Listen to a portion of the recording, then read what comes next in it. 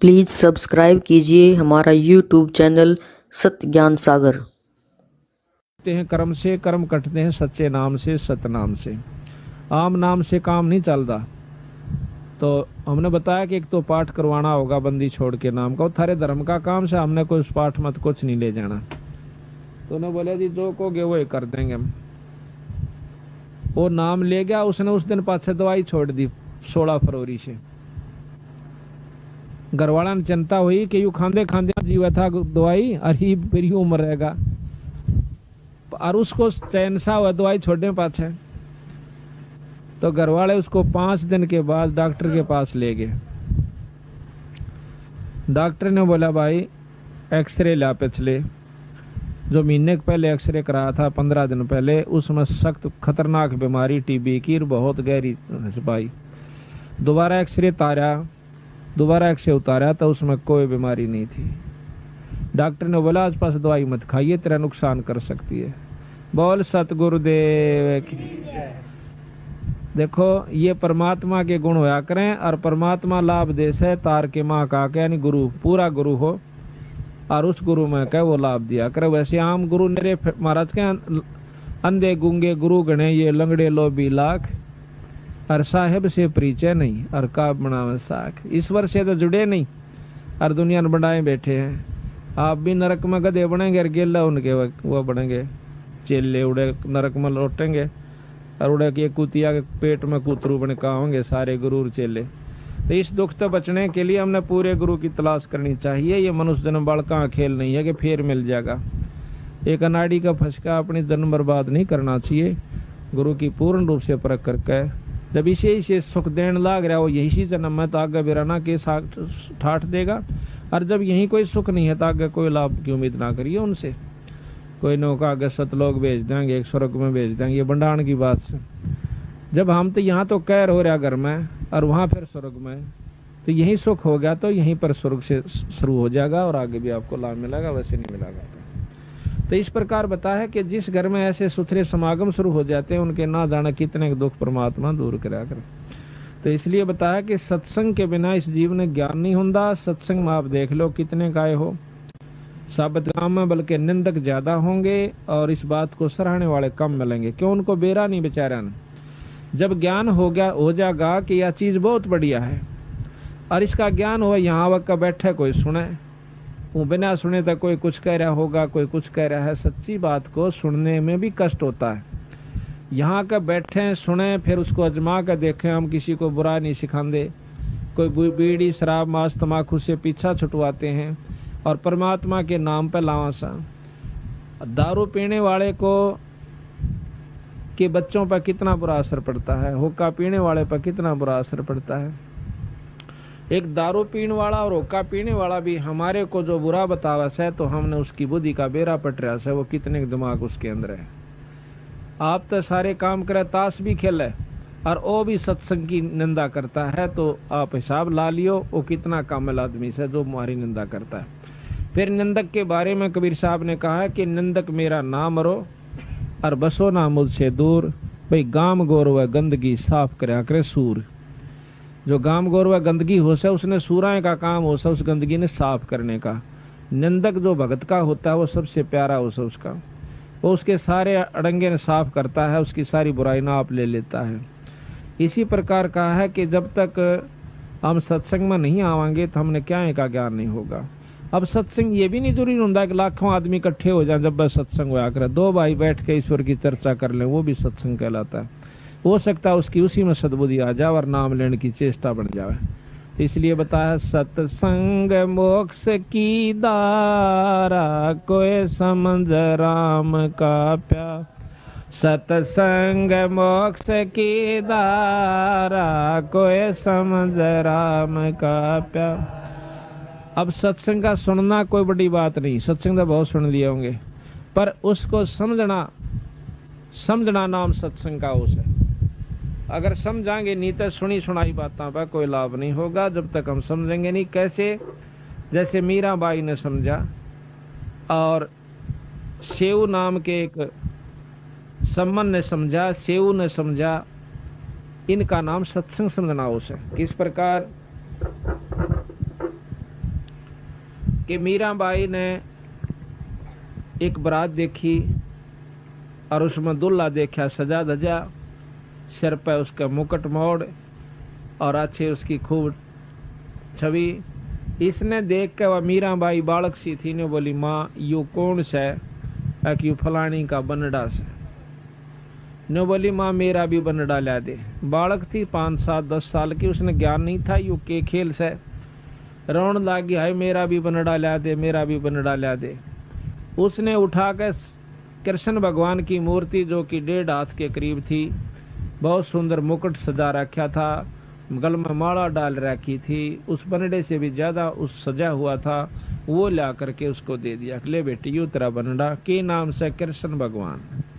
उस दिन पाछे उस मीराबाई ने उस ईश्वर को परमात्मा भगवान रूप में समझकर और उससे अपना पति स्वीकार कर लिया।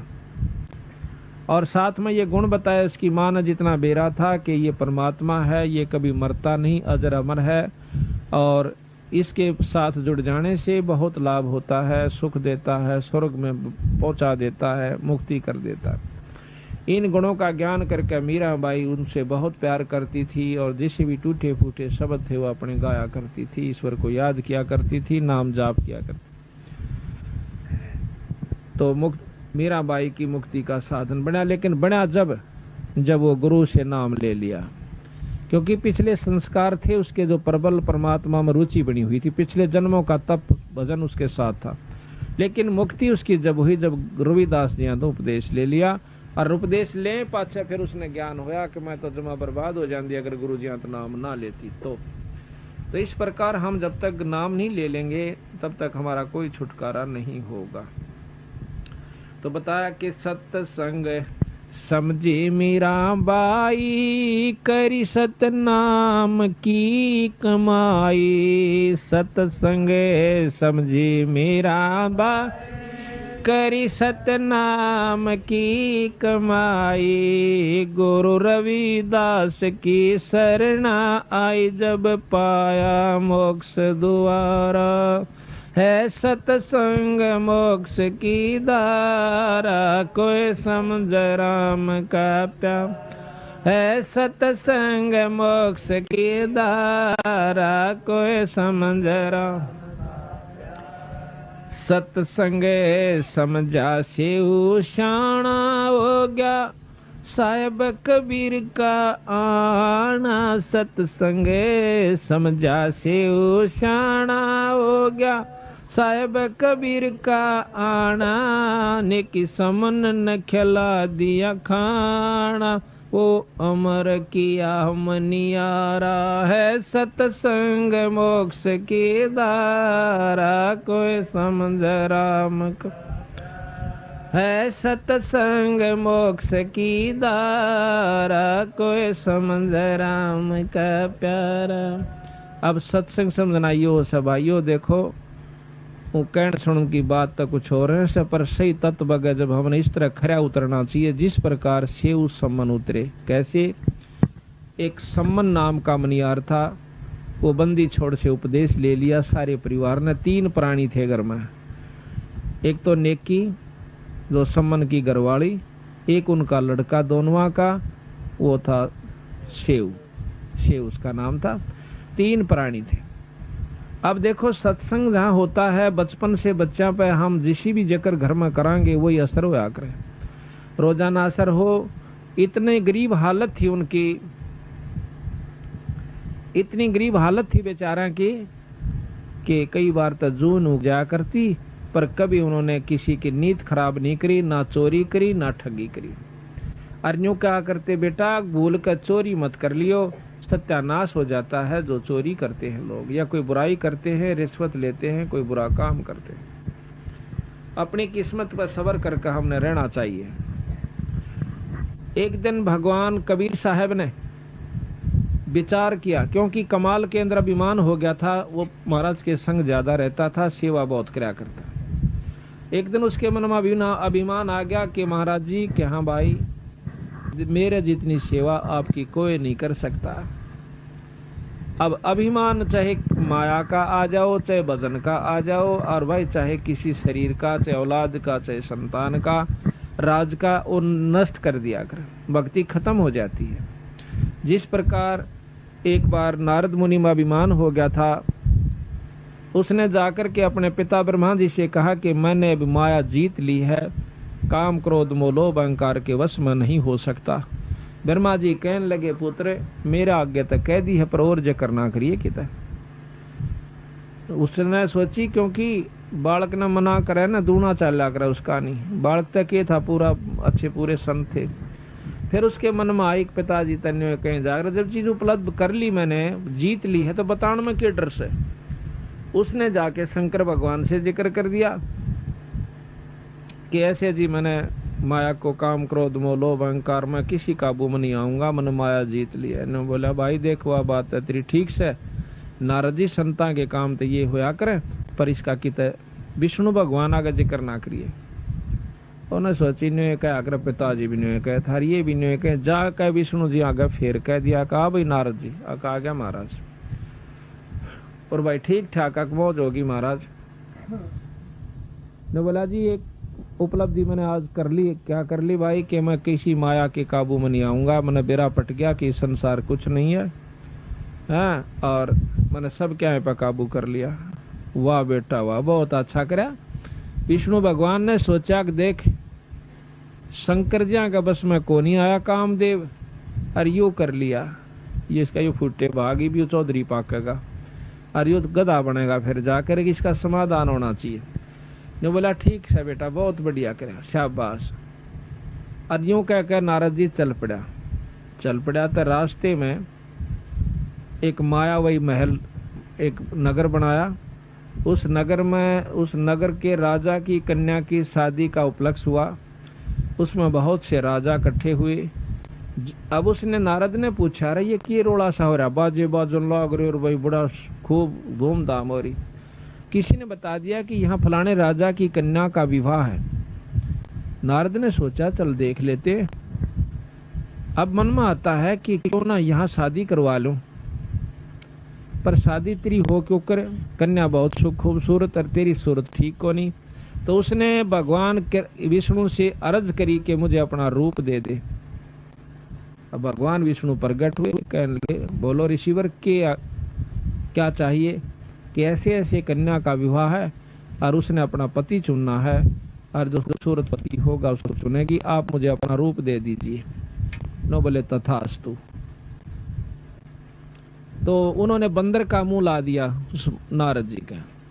अब नारद जी सोचे कि तेरा जो शकल है विष्णु भगवान की हो चुकी है और तेरे जितना सुंदर इस सृष्टि में कोई नहीं, और कन्या तुझे जान दे अपनाओगी। अब वो कन्या माला लेकर के घूम रही होती है और नारद जी का दोहरे का लिकड़गी। उसने सोचा तू देखा को नहीं, ये ना तो आई चुन लेती। आगे जाके फटमू का सारा तो आगे आके उस और लड़की ने और मुंह फेर कर दूर के लिकड़गी। फिर आगे पहुंचा दिखा कदे फेर कसर रहेगी वो। आखिर में उसको शीशा दिखा दिया एक ने खड़ा होकर अपनी शक्ल तो देख ले तुम। शक्ल में देखा है तो बंदर का मुंह हो रहा। तो वहां से समझ गया कि मेरे को जो है ना विष्णु भगवान ने ठग लिया। और थोड़ी देर में आ जाता है खुद विष्णु और उस कन्या के सामने खड़ा हो जाता है और वो कन्या उस विष्णु जी के गले में वरमाला डाल देती है। तो नारद जी ने विष्णु भगवान को श्राप दे दिया कि जिस कारण मैं पत्नी की वियोग में आज इतना दुखी हुआ, इसी प्रकार तुम भी एक दिन अपनी इस पत्नी के बारे में दर दर धक्के खाओगा और तेरी मदद भी जो है वानर करेंगे जिसका तने मुंह लाया। इतना कसराब देकर के नारद जी अंतर ध्यान हो जाता है।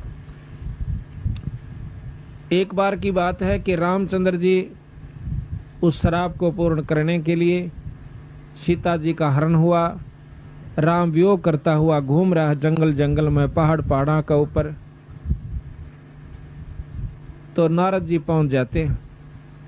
नारद जी ने पता तो हो गया कि तेरे कारण इन्होंने कष्ट पाया। पांव पकड़ कर रोने लग गया। ने बोला महाराज मैं पापी जीव सूं, अपने स्वार्थवश आपको मैंने श्राप दे दिया है और आज आप मेरे कारण दुखी हो रहे। कोई बात ना बेटा, मैं तो इस दुख ने ले मरूंगा पर तेरे पर नहीं उठाओ। तेरे को सुखी करण की खातिर मैंने ये सारा कष्ट मोल लिया है। हम तो पार कर जाएंगे इस कष्ट ने, पर तेरी सी दुर्गति हो जाती तो कुत्ता और गधे की जुनी में जाता, अगर तेरा अभिमान उस समय मैं नहीं तोड़ता तो इस प्रकार अभिमान जो बहुत खतरनाक होता है। तो भगवान कबीर साहब ने सोचा कि कमाल की तो बिगड़गी बनी बनाई कहानी, इब इसमें यो अभिमान हो गया कि तेरा जितनी सेवा महाराज ने की कोई नहीं कर सकता। एक दो दिन के बाद महाराज ने कहा कि भाई कमाल, ऐसे ऐसे एक भक्त है अपना सम्मन नाम का मनियार, और उससे मिलने जी कर रहा से, चलोगे? आखा महाराज मैं तो आपके संग जरूर चलूंगा। एक शेख फरीद नाम के संत हुए हैं जो कि पहले बहुत तपस्या की, तप किया, उल्टे कुएं में लटक गए थे, फिर भी परमात्मा अल्लाह खुदा की प्राप्ति नहीं हुई, मुसलमान थे। बंदी छोड़ कबीर साहब ने जब उसने 12 वर्ष कुएं में लटकते हो गए और काग आगे आंख काटना, तो उस समय उस शेख फरीद ने न्यू कहा था, भाई कागो मेरे हाडा ऊपर कोई मांस बच रहा हो तो उसने खा लो, क्योंकि अस्थि पंजर हो गया था, उसका मांस नहीं रहा शरीर का ऊपर। 12 वर्ष में 1.25 मन अन्न, महाराज गरीबदास जी ने लिखा है कि शेख फरीद ने खाया था 1.25 मन 12 वर्ष में। उसके अभाव से यानी शरीर ऐसा हो गया था जैसे हाड़ नारे चमके थे, कति मांस नहीं था। फिर भी उसने कहा कि भाई काग कव्यो अगर मेरे शरीर पर कितना मांस का टुकड़ा बच गया हो तो उसने खा लो, पर मेरी आंख ना खाइयो, हो सकता हमने परमात्मा अल्लाह का दीदार हो जावे, दर्शन हो जावे। न्यू कह करके वो रो पड़ता है, आँखों में पानी भराता है। भगवान कबीर साहब देखो, हम भक्ति भी करते हैं, साधना भी करते हैं, उपासना भी करते हैं, जब तक हमारी आँखों में ईश्वर के प्रति रोना नहीं आंदा, इतना भक्ति आपकी शुरू नहीं होली से। तो जब उसकी भक्ति शुरू हुई, वो रो पड़ा जब भगवान कबीर साहब सतलोक से आकर वहाँ प्रकट हो गए थे और उसको बाहर निकाल लिया कुएं में। तो वह जो का तो जुगाड़ सा सारा जो बोला, भाई भगत जी तो किस लिए इसमें लटक रहा कुएं में? कि परमात्मा पाने के लिए, अल्लाह पाने के लिए, कि मैं तेरे सामने खड़ा, मैं अल्लाह हूँ, खुदा हूँ। न्यू बोला ऐसे नहीं, परमात्मा तो बेचगुण होता है, परमात्मा यूं होता है। बेचगुण कहते हैं निर्गुण को, कहते हैं निर्गुण ने तू देखेगा क्यों करे, सरगुण में तेरे सामने खड़ा। और बात सुन दे कि इस तप से तो तीसरे जन्म में कुत्ते की जुनी में जागा, तप से राज होता है, अगले जन्म में तू राजा बन जाएगा और तीसरे में कुत्ता बनेगा। ये साधना इस तप से होगी। अब भाई शेख फरीद की तो पिंडी कापी, कोट बड़ा मुकदमा मोल लिया और फिर यूं इसका फल मिला। तो महाराज कहते हैं, वो है पेड़ बबूल का आम कहाँ से खा, बहुत रहे तुम की करे और बाट देखो आम लागण की। साधना भी गलत करो, मर पड़के को साधन शुरू भी करते हो तो वो भी गलत कर रहे हो। तो ने बोला जी फिर मैंने कोई रास्ता बता दो। रास्ता बताऊंगा, खाए का दा टूक, यानी फल खवाए, फिर उसको रोटी खवाए, कुछ फल खाओ। महाराज कहते हैं कि इतना ना खाओ कि आपका पेट भर जाए और आपको नींद आ जाए, ज्यादा नहीं छकना चाहिए। प्रथम अंजल संयम राखा है, योग युगत सब सतगुरु भाखा है, योग लक्षण सब सतगुरु भाखा है, यानी थोड़ा खावे, इतना खावा जितना आवश्यक हो, जरूरत से ज्यादा नहीं खावा, ना कति कम भी नहीं खावा कि जमा पेट में तो जो ना गड्ढन लाग जाए। हिसाब का खाओ और फिर अपना भक्ति करो, डट के काम भी धंधा करते रहो। तो फिर शेख फरीद को उपदेश दिया, नाम दिया। जब उस शेख फरीद का पीछा छूटा और भक्ति का साधन बना, फिर वो शेख फरीद बंदी छोड़ कबीर साहब के साथ रहा। ये प्रमाण मिलता है। तो शेख फरीद, कमाल और कबीर साहब उस सम्मन नाम के भगत के पास आ जाते हैं। और उस सम्मन की इतनी बुरी हालत थी बेचारे की कि रोटी भी एक समय की उग जाया करती थी, इतना गरीब हालत में थे। और लेकिन प्रेम परमात्मा में इतना गजब था कि जो ही सामने 3 संत दिखाई दिए तो तीनों प्राणियों ने जब पता चला कि महाराज जी आगे हैं, एकदम जो भी जिस काम में रत था वहीं छोड़कर डांक मारी, देड़िया में आगे खड़े हो गए, लंबी डंडौत करी और रोन लागी नेकी खड़ी होकर कि भगवान हमारे कौन से सुथरे दिन आए जो आज परमात्मा हमारे बारने आगे आ गया। हे सतगुरु, आपने हमारे ऊपर ऐसी कौन सी रजा करी, दर्शन दिए और हमारे जैसे तुच्छ जीवों के पास आप आगे, राजाओं को छोड़ के। क्योंकि कबीर साहब के उस समय बहुत से राजा विशेष हो गए थे। सिकंदर लोधी, बिजली खां पठान जो कि मगर देश का राजा था, और वीर सिंह बघेला जो कि काशी का नवाब था, और भी बहुत से राजा थे। जो कि कबीर साहब के शिष्य हो गए थे। तो महाराज ने कहा कि बेटी हम आगे हमारा दिल करा कि आज उनको मिल का आवा। कहा जाओ महाराज भीतर बिछा दी बिछाना दो जिसी बोरी थी पल्ली थी को बिछोना पाटा टूटा था। सतगुरु महाराज बैठ जाते हैं। बैठने के बाद पानी पात प्या करके तो सम्मन कहने लगा महाराज जी भोजन का बताओ, क्योंकि शाम का समय था। तो कबीर साहब ने बोले भाई रोटी तो खावांगे, भूख लाग रही से, भोजन तैयार करवाओ, भूख लगी हुई। बोला अच्छा जी। अब सम्मन घर ने आकर अपनी पत्नी से पूछा है कि महाराज जी रोटियां की कैसे कि भोजन का की बहुत से। वानो बोली जी घर में एक दाना भी नहीं से अन्न का। तो कहने लगा किसे तो मांग लिया उधारा। कबीर साहब तो वह नेकी कहने लगे जी 2-3 घर में गई हूँ, कोई उधारा नहीं देता। तो वह कहने लगा ला तेरा यो ओढ़ना।